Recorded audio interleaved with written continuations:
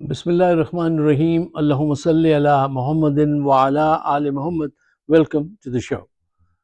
صاحبوں، ہم بھی یہاں پہ امریکہ میں رات کو اٹھ کر پاکستان کی خبریں سنتے ہیں جب سارا عالم سوتا ہے۔ کیوں؟ پاکستان سے محبت ہے اس لیے۔ اچھا، پچھلی رات بڑی بھاری گزری۔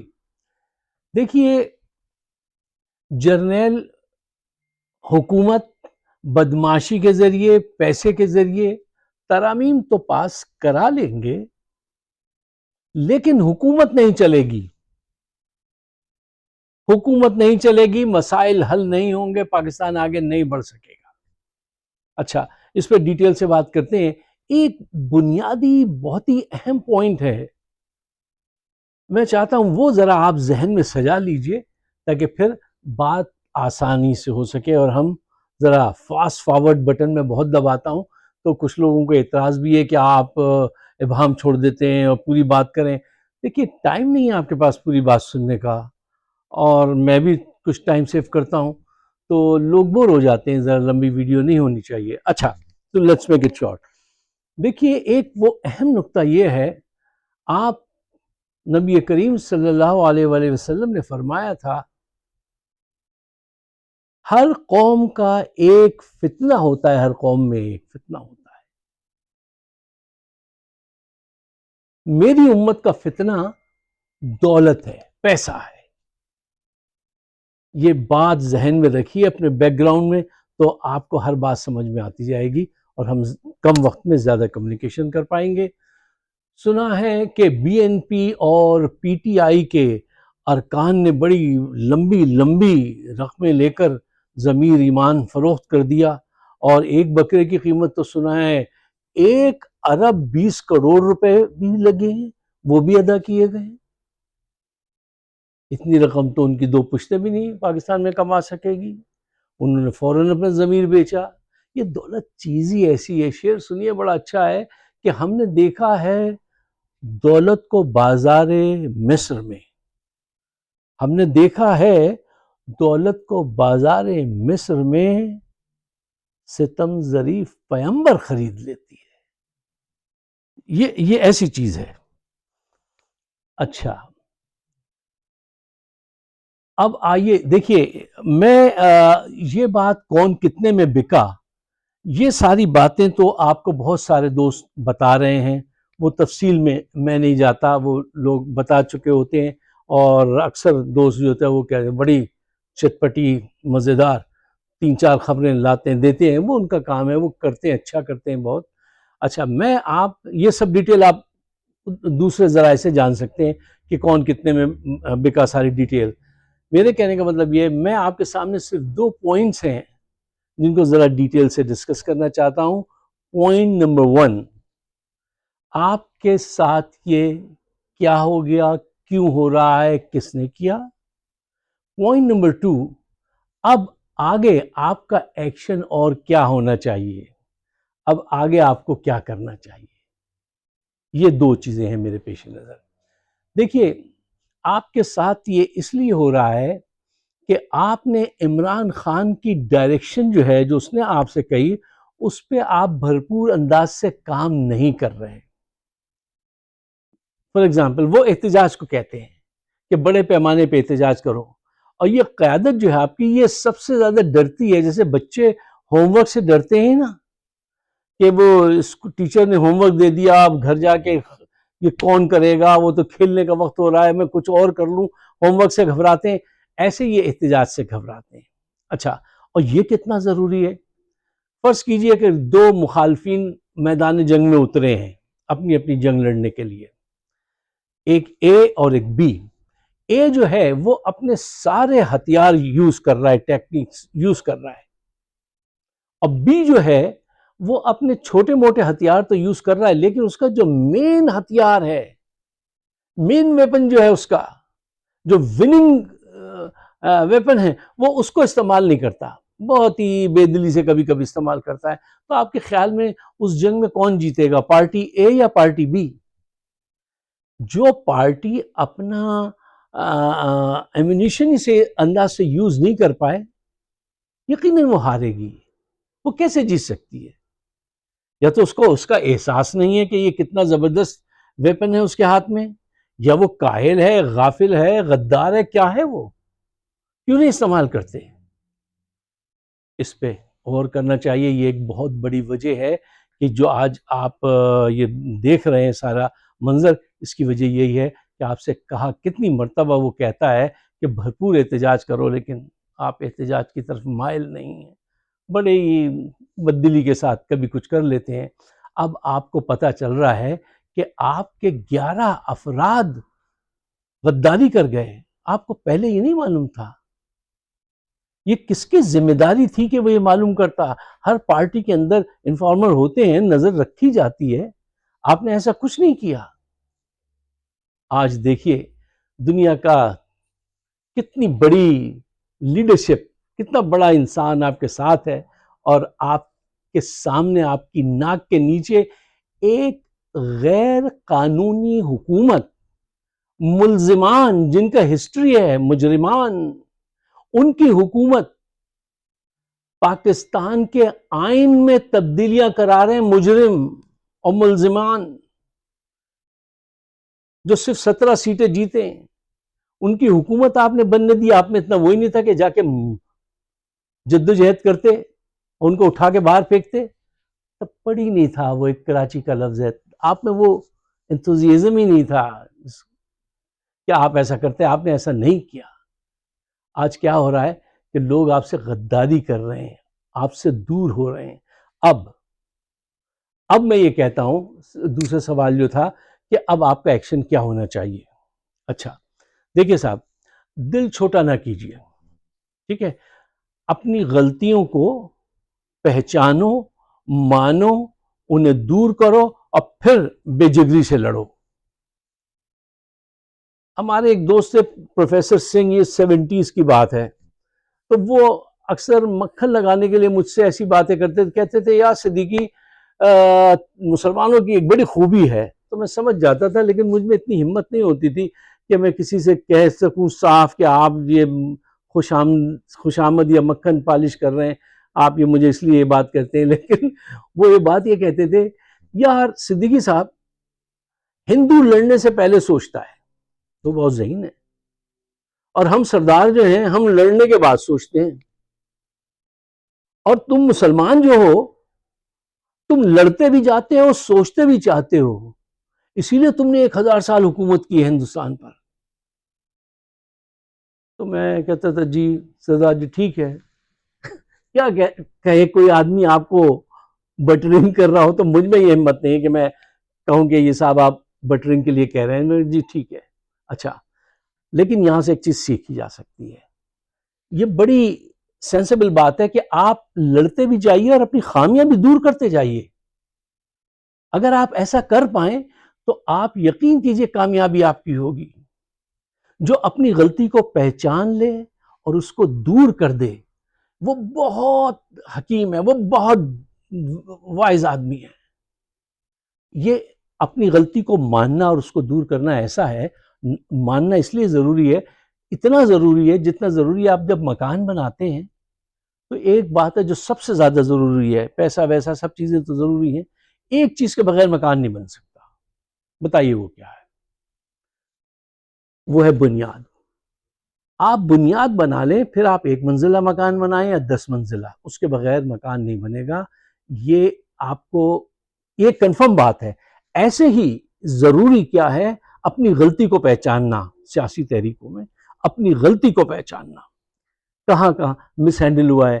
ہمارے ایک دوست تھے، وہ کہتے تھے بھائی اللہ غلطی معاف کرتا ہے لیکن گناہ معاف کرتا ہے، لیکن غلطی کی سزا بھگتنی پڑتی ہے. تو اس وقت سے ڈرنا چاہیے. اپنی غلطی کو پہچانیں، اس کو دور کریں. یہ بہت ضروری چیز ہے. جیسے بنیاد ضروری ہے مکان کے لیے، ایسی ایک سیاسی تحریک کے لیے، جماعت کے لیے جاننا ضروری ہے کہ اس سے کہاں پہ کس وقت کیا غلطی ہوئی ہے. کون لوگ ہیں جو غداری کے زمرے میں آتے ہیں، کون ایسے ہیں جو کمپرومائز ہیں، کون ایسے ہیں جو بٹوین دا لائن ہیں. یہ سب چیزیں نظر میں رکھنی چاہیے. اپنی غلطیوں کو جب تک دور نہیں کرو گے، یہ قوت اپنے اندر فائٹنگ اسپرٹ نہیں پیدا کرو گے، اپنا اصل ویپن استعمال نہیں کرو گے، کامیابی نہیں ہوگی، یہ پارٹی روز بروز بکھرتی جائے گی، اس کو روکنا آپ سب کا کام ہے۔ اچھا صاحب، آج جو ہے یہ ذرا لمبی بات ہو جائے گی، لیکن یہ بہت ضروری ہے اور آپ سے ریکویسٹ ہے اس کو اینڈ تک دیکھیے گا اور شیئر ضرور کیجیے گا۔ اچھا، پہلا پوائنٹ جو میں نے کہا کمزوریوں میں آپ کی وہ یہ ہے کہ آپ نے احتجاج کا ہتھیار جو ہے صحیح طرح سے استعمال نہیں کیا۔ اچھا، دوسری ایک بڑی غلطی یہ ہے کہ آپ مخالف کی چال کو سمجھنے میں کامیاب نہیں ہوئے ہیں۔ دیکھیے، اس نے کیا آپ کو کرنا یہ چاہیے تھا کہ سوشل میڈیا پہ بڑے پیمانے پہ یہ سوال اٹھایا جاتا پی ٹی آئی کے طرف سے، جو بھی اس کو سپورٹ کرتے ہیں عمران خان کو، کہ یہ اچانک اتنی ترامیم کا خیال کیسے آ گیا، اس کی کیا ضرورت ہے، اور اتنی جلدی کیوں ہے ترامیم پاس کرانے میں۔ میں نے متعدد بار اپنے پروگرام میں یہ بات کہی کہ عاصم منیر اور ان کے کرپٹ ہم نوا نون اور پی پی پی یہ عدلیہ اور پارلیمنٹ پہ اپنا کنٹرول چاہتے ہیں، اس لیے یہ ترامیم سامنے لائی جا رہی ہیں۔ عوام میں اس بات کو پھیلانا تھا لیکن بہت کم پھیلایا گیا۔ میں نے کئی دفعہ اس کا ذکر کیا، I'm not bragging of myself, I'm just trying to find out the facts کہ یہ حقائق کیا ہیں، اور اس وجہ سے میں یہ بات آپ کے سامنے رکھ رہا ہوں۔ اچھا لوگ دیکھیے، اس نے اتنی چالاکی سے یہ ترامیم کا جو ڈرافٹ تھا وہ دیکھیے، ہوتا یہ ہے جب آپ کسی سے نیگوسیشن کرنے جاتے ہیں نا، تو کامیابی نیگوسیشن میں یہ نہیں ہوتی جو آپ سوچتے ہیں، جو آپ کے دل میں ہے۔ کامیابی وہ ہوتی ہے جو آخر میں پیپر پہ ڈرا کی جاتی، لکھی جاتی ہے کہ یہ چیز طے ہوئی ہے، وہ کامیابی ہوتی ہے۔ آپ کے ذہن میں کیا تھا، آپ چاہتے کیا تھے، وہ ایک الگ چیز ہے۔ ایٹ دی اینڈ وہ کیا ہوا، کیا کس چیز پہ آپ نے سائن کیے، وہ اس کی اہمیت ہوتی ہے۔ دیکھیے، اس کو پتا ہے سب کو، اس نے ایک وہ ماہر اس کو پکڑا میرے خیال میں، جن کا نام میں نے لیا تھا کل، فروغ نسیم جیسے جینیس بندے کو پکڑا۔ اچھا، انہوں نے کیا کیا، ان کو پتا ہے کہ پہلے ہم یہ ڈرافٹ لے کے جائیں گے، یہ اتنا برہنہ، اتنا ننگا ڈرافٹ ہوگا جیسے آپ کہیں تاریں بچھا دیں کرنٹ کی بغیر اس کے کور کے، پھر بعد میں آ کے ان تاروں کے اوپر غلاف چڑھا دیں۔ تار وہیں موجود ہے، کرنٹ اس میں ویسے ہی موجود ہے، لیکن آپ نے کیا کیا، پہلے اتنا ننگا تار بچھایا، پھر اس کے اوپر وہ پلاسٹک ربڑ جو ہے وہ کروا دی۔ اچھا، پاور اس کے اندر وہی موجود ہے۔ مثلا اس کو پتا تھا کہ ہم پہلے یہ لکھیں گے، یہ لائن ایسے لکھی جائے گی کہ ملٹری کورٹ جو ہے اس کو قائم کرنے کی اجازت ہوگی، وہ دی جائے۔ تو پتا تھا کہ صاف انکار کر دیں گے وہ کہ بھائی یہ تو کوئی بھی پاکستانی نہیں مانے گا کہ ملٹری کورٹس کا بات ہے۔ یہ میں ایک مثال دے رہا ہوں، ایسے بہت شق ہیں۔ اچھا، اب انہوں نے کیا کیا، انہوں نے کہا ٹھیک ہے، ہم ملا جی کی یہ بات مان لیتے ہیں، اس کو یہاں سے کاٹ دیتے ہیں اور یہ لکھ کروا لیتے ہیں کہ چیف جسٹس جو ہے وہ بینچ تشکیل نہیں دیا کرے گا اب، بلکہ جوڈیشل کونسل جو ہے وہ ججز کا انتخاب کرے گی، اور جوڈیشل کونسل میں کیا ہوگا، سارے حکومت کے لوگ ہوں گے، وزیر قانون اور یہ سب لوگ، اٹارنی جنرل سب، ٹھیک ہے۔ وہ اپنی مرضی سے ان کو منتخب کروائیں گے، ان ججز کو جن کو جرنیل چاہے گا، جس کو حکومت چاہے گی۔ پھر وہاں پہ یہ مقدمہ لایا جائے گا ملٹری کورٹس میں جانے کا، تو سب ججز کہہ دیں گے جی ہاں ٹھیک ہے، آج کے حالات ایسے خراب ہیں کہ وہ یہ اجازت ہم دیتے ہیں، اجازت دے دی۔ تو کیا کیا انہوں نے، پہلی والی کو ایسے اٹھا کے یوں گھما کے آپ کو پیش کر دیا۔ اچھا، اس میں انہوں نے مولانا کو یوز کیا ہے یا مولانا خود یوز ہوئے ہیں؟ ان کو پتا تھا کہ اس میں ان کا ساتھ کون دے گا، ان کو پتا تھا کہ اس میں ان کا ساتھ کون دے گا، تو ہلو، تو ان کو بہت اچھا بندہ جو ملا وہ کون ملا، مولانا ملے۔ اب یہ ایک ڈاؤٹ ہے کہ یہ ان کے ساتھ پہلے سے ملے ہوئے تھے یا انہوں نے یہ گیم کھیلنے کی کوشش کی ہے۔ دونوں طریقے سے دونوں کو آپ اپنی آبزرویشن میں رکھیں، کیونکہ اس کے بغیر بات نہیں بنے گی۔ اچھا صاحب، ایک اور بات جو ابھی کچھ دوست ڈسکس کر رہے تھے کہ صاحب وہ مسودہ جو پاس ہونے جا رہا ہے وہ مولانا والا پاس ہونا چاہیے یا جو اوریجنل ان کا تھا۔ میں یہ سمجھتا ہوں کہ آپ وہ مسودہ پاس اگر ہو جائے جو ان کا اوریجنل تھا تو وہ آپ کے لیے زیادہ بہتر ہے. کیوں؟ دیکھیے ہائی رسک، وہ کیا کہتے ہیں، ہائی رسک ہائی ریزلٹ، ٹھیک ہے. دیکھیے اس میں جو ننگ پن ہے، جب وکلا کی پٹائی ہوگی، جب عوام ملٹری کورٹس بھگتے گی، وہاں سے شعلہ پھر پیدا ہوگا اس جبر سے. مکمل طور پہ ان کو جبر کرنے دیجئے. جتنا زیادہ پروفاؤنڈ گہرا زخم یہ لگائیں گے اتنی قوت سے پھر عوام نکلے گی. اور یہ ہاف دا وے میں جو ہے نا وہ آپ کو فائدہ نہیں ہوگا.